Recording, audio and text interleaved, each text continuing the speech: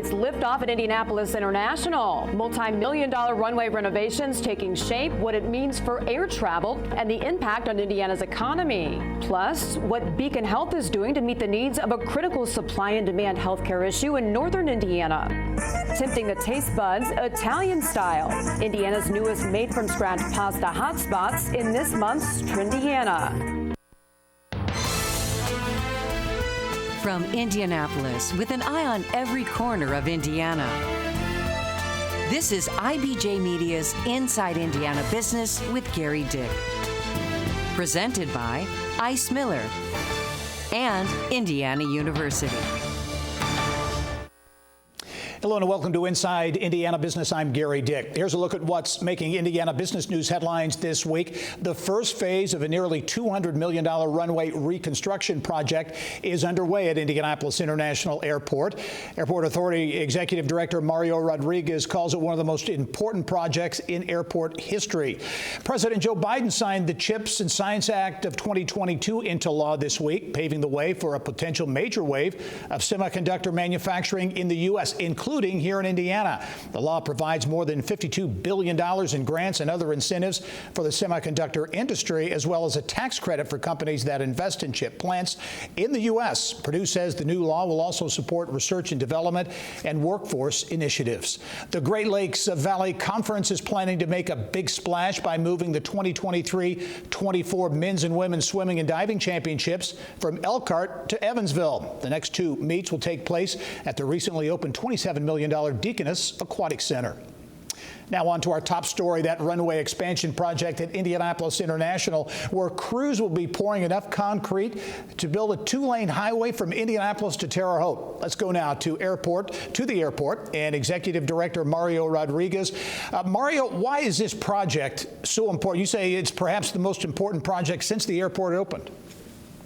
Oh, Gerry, thank you very much. It's an honor to be here, and congratulations on all your success and all your show success.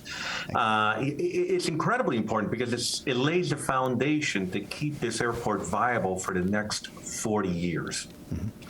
You know, a lot of people look at the terminal because that's where they come in and they get on an airport or on an airplane and then take off. But actually, the runway is incredibly important. On all the systems, all the landing systems, everything that makes aircraft go and land and take off safely are the most important thing that we could do here at the airport. Yeah, it's a three-year big project, three-year projects, nearly $200 million, 2,700 jobs. So this will be an economic generator as well.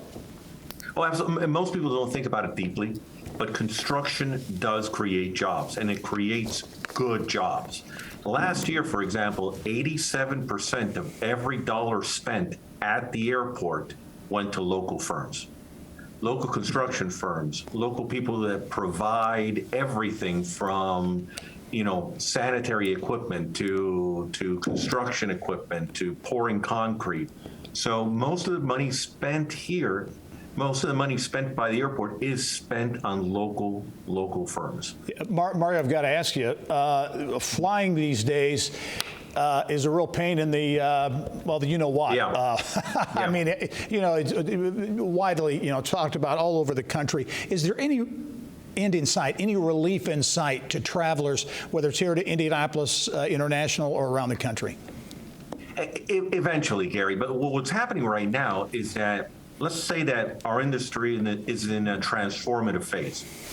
The 2 years of the pandemic really squeezed 10 years of change into the industry.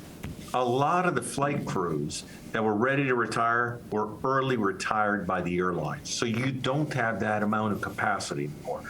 On top of that, there's another thing. What we're doing right here, business travel is changing. Mm-hmm.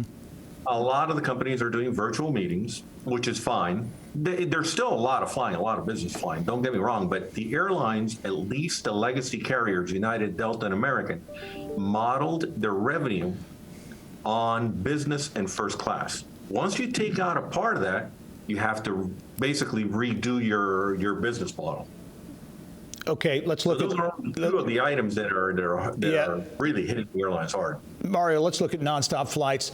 Been a big increase over the last several years at the airport and nonstops, which a lot of people are applauding. Certainly, 44 nonstops now. What are prospects for additional nonstops going forward? We are working very hard. I think they're very good. There's a lot of places that are underserved, and there's a lot of places that leisure travel wants to go to. And there's still a large component of business travel out of the Indy market. The Indy market is extremely strong for the airlines, and I think you may be delighted in the very near future. And you'll be the first one I call to inform as to our new nonstops. Also, if you look at the runway, going back to the runway, 2 miles of highway gets you 2 miles down the road. This 2 miles of runway will get us all the way to Europe. Yeah, okay. I want to ask you about that because a lot of speculation. I know the airport, the city, state been working for a long time to get another nonstop to Europe. Had the nonstop to Paris that, of course, went away. How soon could we see a nonstop? Would it be to London? What are we looking at? And how soon do you think we might hear something? It may be towards the end of the year. I'm not guaranteeing anything. The state and the city and the airport are working incredibly hard to solidify something. It's not solid yet, but there is interest by airlines to fly into Europe from this market. And like I said before, the market is an incredibly strong market. The business market here is incredibly strong, and it can sustain a flight. All right, as the sign in back of you says, 10 years in a row, best airport in North America. Mario Rodriguez, as always, thanks for joining us, and we look forward to seeing you soon. Thank you, Gary. All right. Bye-bye now. Coming up next, the business of health takes us to South Bend and a look at what's fueling continued expansion at Beacon Health. Plus, my next podcast with Indiana's first Chief Equity Officer. You know, walking into this type of work, I was nervous about that, but I've seen it as such a great opportunity to bring people with diverse perspectives together to look at the health of our state and how Hoosiers experience quality of life. So it's been really positive, but I've had to have my armor on some days and take a couple of hits. It's all right. KARRAH Herring, a name that may not ring a bell now, but it probably will stick after you hear what she has to say on the Business and Beyond podcast. You can find it starting Monday at InsideIndianaBusiness.com.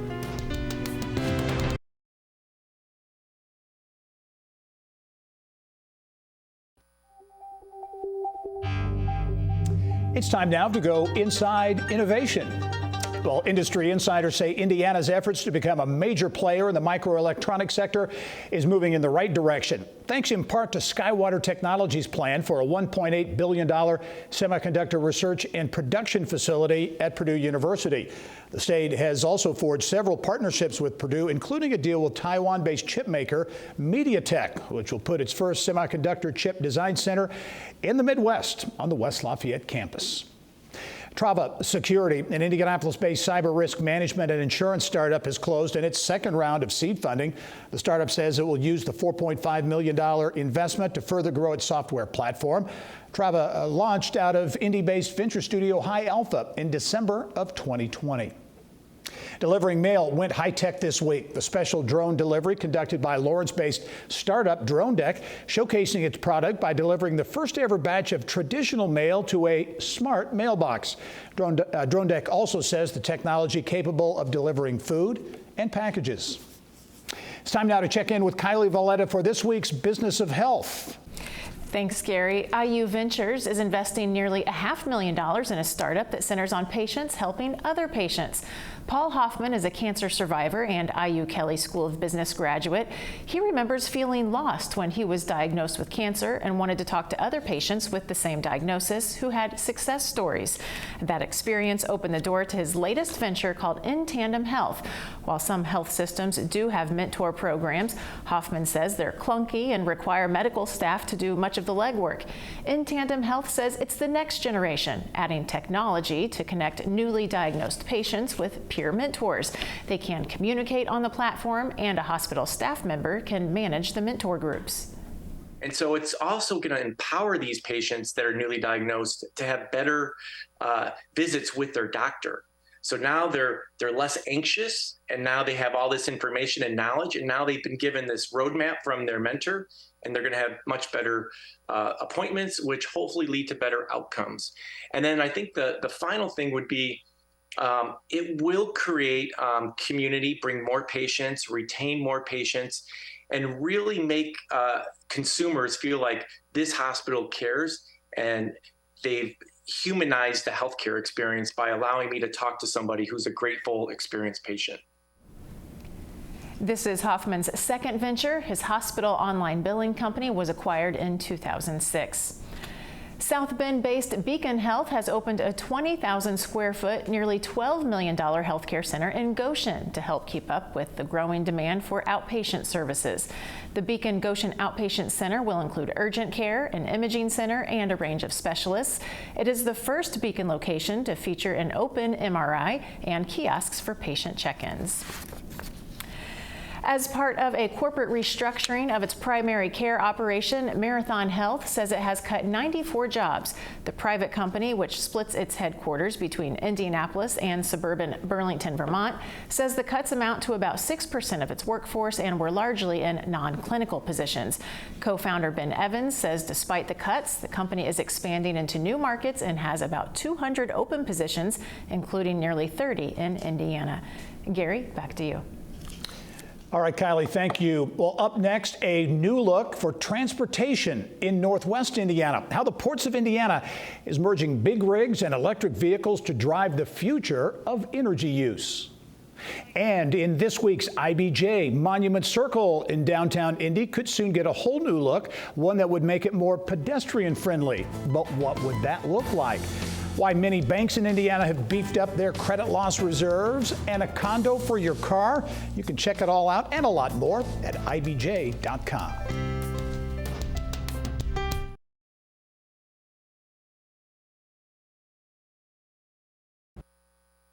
In 1908, the Delphi, Indiana Wagon Works Company began making wagons and plows. Later, the firm established by Fisher and Bradshaw built the first school bus. It was a closed-body, horse-drawn school bus. It was made until the 1920s when vehicles became powered by gasoline engines.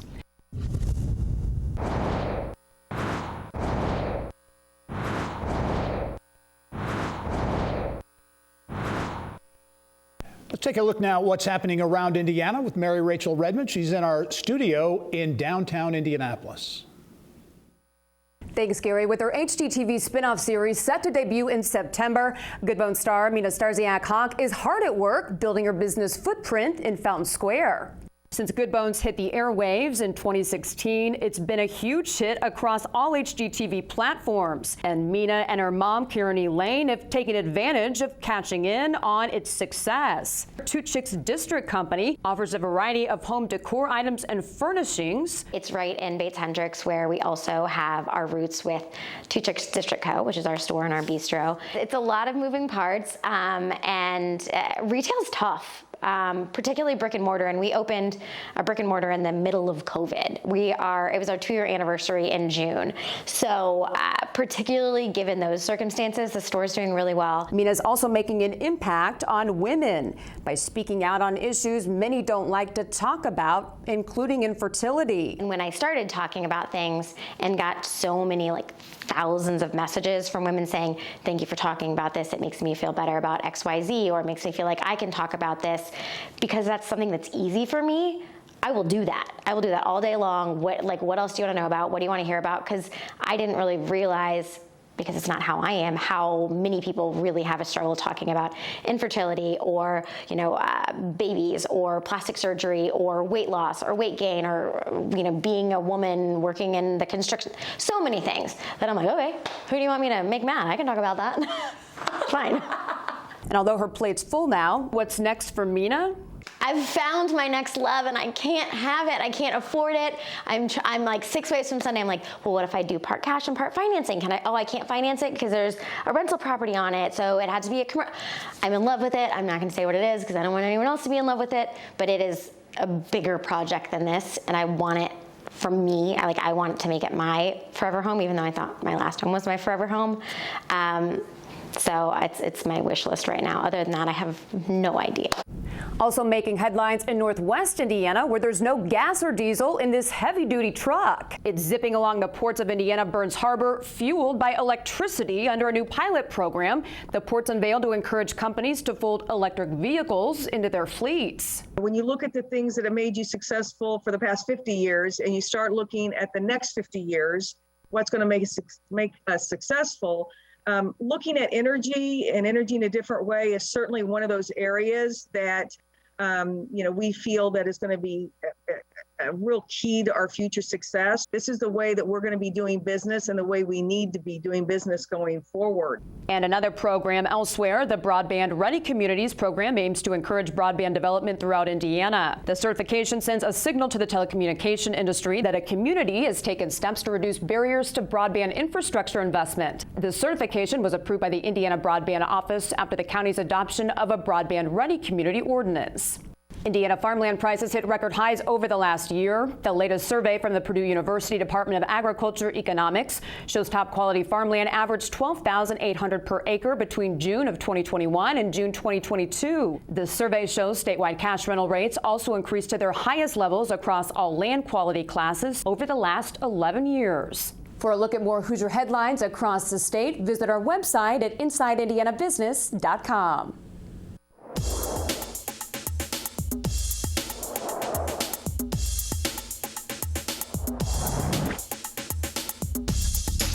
It's time now for Eye on Education. The Purdue University Board of Trustees has approved a 10-year capital plan to raise money for a new home for the College of Pharmacy and the School of Nursing, among other projects. The biggest project, construction of the 200,000 square foot academic home for pharmacy and nursing.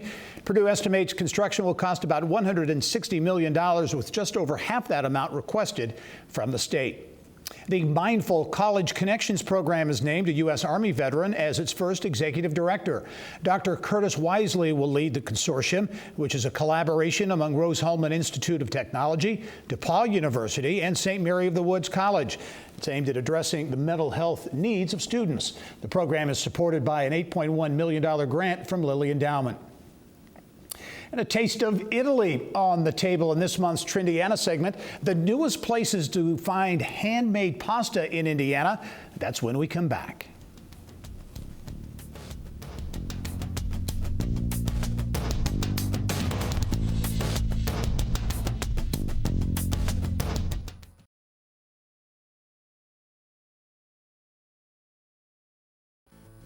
It was this week in 1884, Frank Brown Shields was born in Indiana. The Franklin College grad would go on to found the BARBASOL company in Indianapolis, most famous for its popular shaving cream.